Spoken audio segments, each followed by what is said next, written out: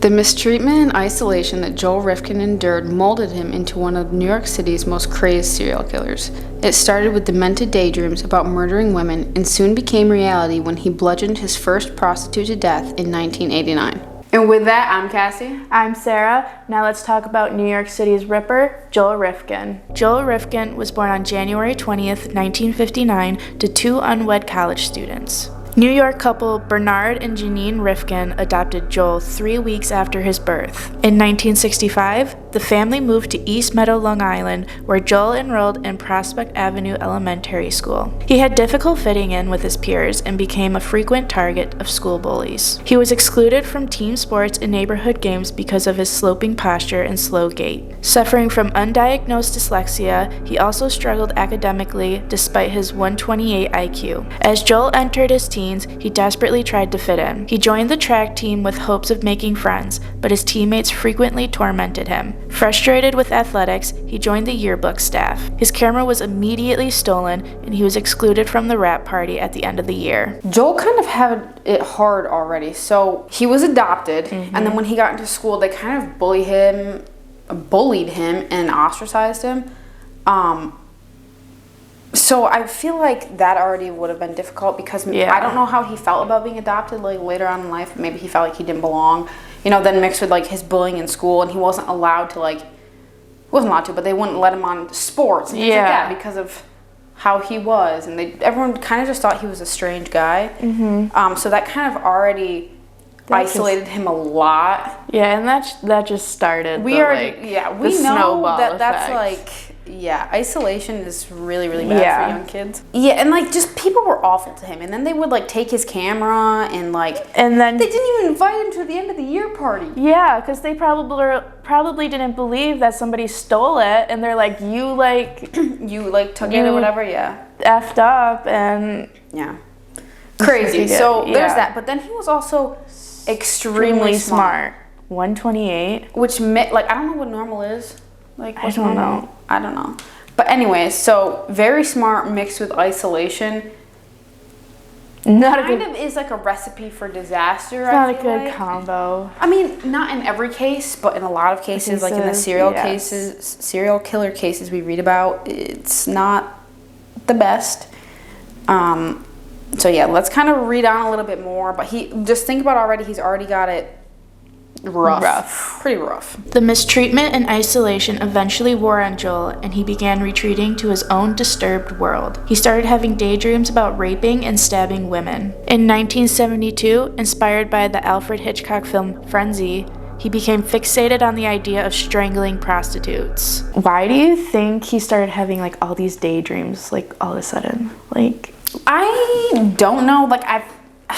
Again, we don't have everything from his entire childhood, but it seems like a drastic jump from being in isolation to all of a sudden being obsessed with stabbing and raping and murdering women. I don't know if it's because he probably wasn't close to any females, growing up besides his mom and his sister, but girls at school and stuff. So maybe it was a hormonal thing. Maybe I don't know, but I don't think.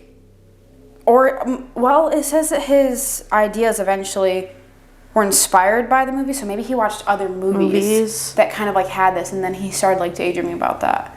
I don't know. I feel like it's a really drastic jump from just being bullied to daydreaming about strangling prostitutes. So he was very smart. And he had a lot going on. He had undiagnosed dyslexia, so who knows what else he could have had. He could have had other mental illnesses going on that we don't know about. I definitely feel like he had depression and anxiety. Oh yeah, if he was bullied all the time, for sure. Yeah, for sure.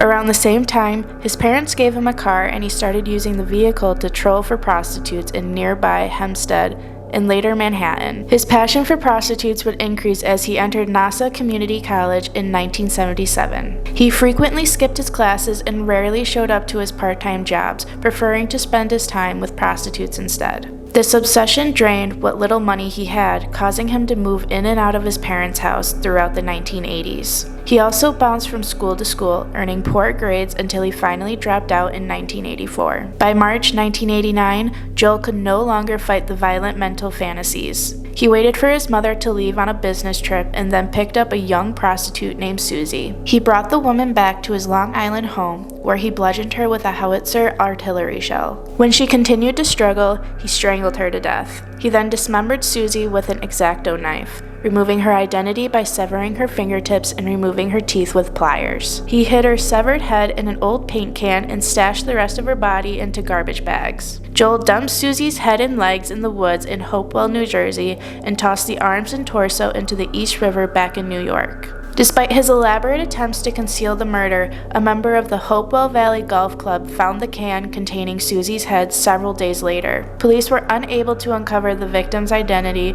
or who was responsible for the murder. His first murder was kind of well done.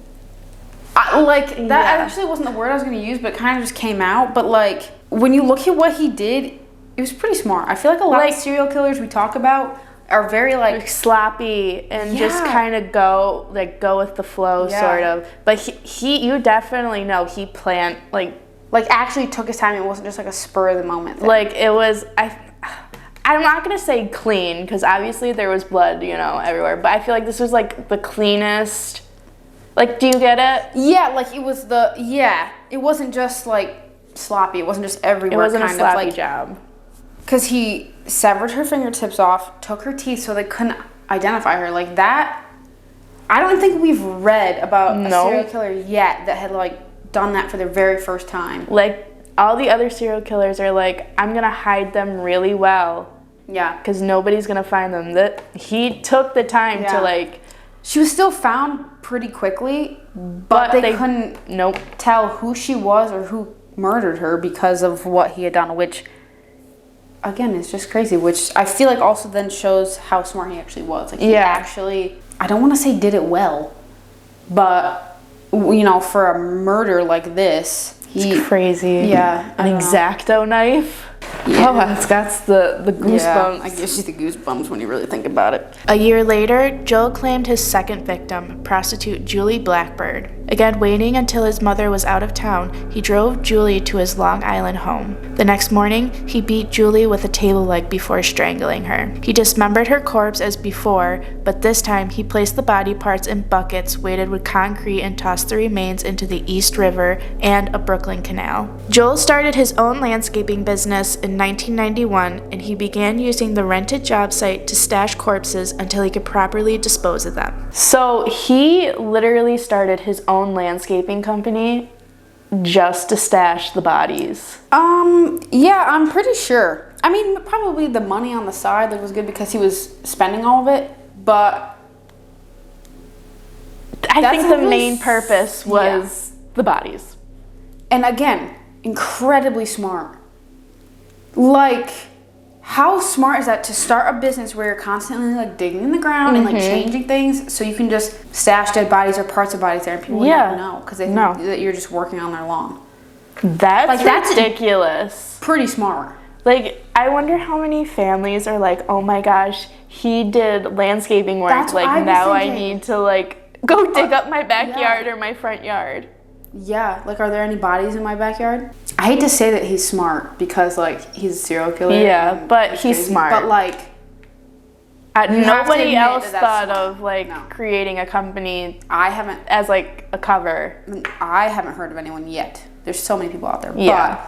But pretty smart. Among his victims during this year were prostitutes Barbara Jacobs, Mary Ellen DeLuca, and Yoon Lee. He would go on to strangle 17 women, most of whom were drug addicts or prostitutes. The police were rarely able to identify the victims, much less the perpetrator of the crimes. In June 1993, Joel strangled hooker Tiffany Brashani and drove her back to his mother's home, stopping at stores along the way for rope and tarp, while Tiffany's corpse laid in the backseat of his mother's car. By the time he got home, she was wrapped in the tarp and concealed in the trunk. He moved her into the garage, leaving her body in a wheelbarrow in the summer heat for 3 days. He was on his way to dump the corpse about 15 miles north of his home when police troopers noticed he was missing a rear license plate on his truck. When police attempted to pull Joel over, he began a high-speed chase instead. Panicked, he crashed his car into a utility pole in front of a local courthouse. As troopers came up to the car, they detected a strong odor from the back of his trunk. It came from Tiffany's rotting corpse, and police took him into custody.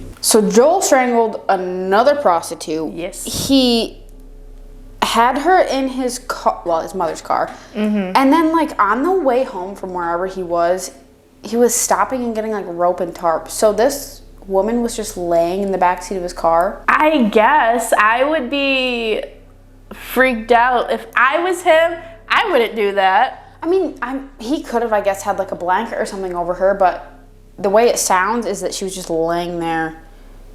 I mean, I hope nobody saw her. Because if I saw her, I'd be like, oh, she's taking a snooze in the backseat of the car. I mean, yeah, because I guess at this point, like, he had just strangled her. I don't think he had removed anything. So there shouldn't be any blood. So I guess it would have been, like, easier to say, oh, she's just sleeping. But then we move on to, like, his police interaction. You have a corpse in your trunk, and you're just going about your business, and the police are pulling you over because you have a missing license plate. Well, first, he's super smart. We've come to that conclusion. Yeah. Why would he panic so easily? Probably You feel like he would play it cool like every other person. But maybe because he knew that she smelled so bad. So that there was, like, no choice. Like, he knew that if they came close to the car, they were going to smell something. But yeah, he did panic quite easily, which is surprising. And I'm surprised he didn't notice the license plate. Like, he didn't know that there wasn't a license plate back there. Oh, I didn't think of that. You know what I mean? Like, he's very smart, like we've said. I guess everybody overlooks something. I know. But I just think it's interesting. I guess if you don't ever look at the back of your car. No, I never. And it wasn't his car, it was his mom's. Homicide detectives began interrogating Joel on June 28, 1993. He described all 17 murders, writing out the names he remembered, and even sketching maps to help police find those victims still missing. He was transferred to the Nassau County Correctional Facility in East Meadow to prepare to stand trial. On May 9, 1994, Joel was sentenced to 25 years to life for murder, as well as reckless endangerment for leading police on a car chase. He was transferred to Suffolk County Jail shortly after the trial, where he pleaded guilty to 2 more counts of murder. He received 2 more consecutive terms of 25 years to life in prison. By January 1996, he was scheduled to serve at least 183 years for 7 slayings, with 10 counts outstanding. That same year, after several conflicts with other inmates, prison officials decided that Joel's presence at the prison was disruptive. He was placed in solitary confinement at the Attica Correctional Facility for 23 hours a day over the course of 4 years. In 2000, Joel attempted to sue the prison for violating his constitutional rights, saying that he should not be placed in solitary confinement. The court ruled in favor of the prison. Correction officials say he is now imprisoned with more than 200 other inmates who are not allowed to mix with the general prison population. Joel is now serving 203 years in the Clinton Correctional Facility. He is eligible for parole in the year 2197 at the age of 238. He gets caught, and he just gives the names, gives all the names of the women he killed, and writes out a map to where to find them. Yeah. First of all, he ended up murdering 17 women roughly. I mean, there could have been more. Yeah. We don't know, but yeah, but then for him to just, like, give everything, maybe he just thought, oh, I got caught, there's nothing I can do. There's no point. I might as well, like, I mean, maybe he had, like, I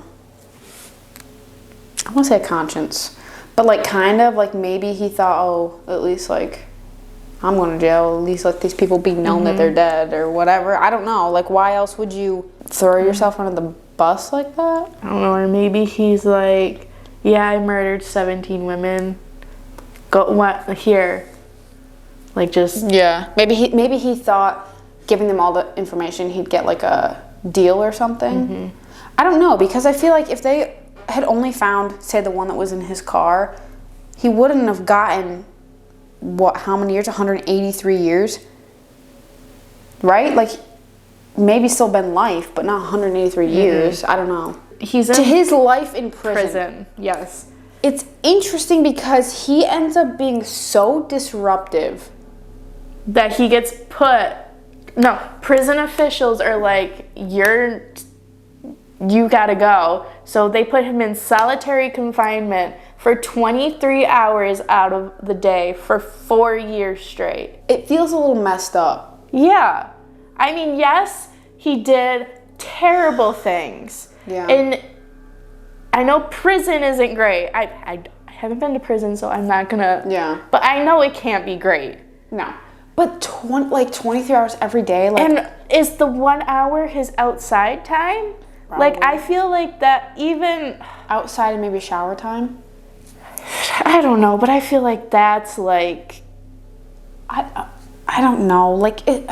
Not abuse, but. Kind of. Like. That's like mistreatment right there. It's like weird to say, like, about a serial killer because they deserve nothing. Like, they deserve solitary confinement, but at the same time, it's like 23 hours out of the day. You would think because of his, like, childhood where he was, like, mistreated and had isolation, like, he would have been kind of like a little wary of how he acted, not so really, he like, didn't have to experience that again. And not really, like, talk to people. So for him to then go into jail and be so disruptive, I don't know. I'm just trying to, like, picture what he would have been doing. Yeah, I don't know. We will see you guys next week. Peace.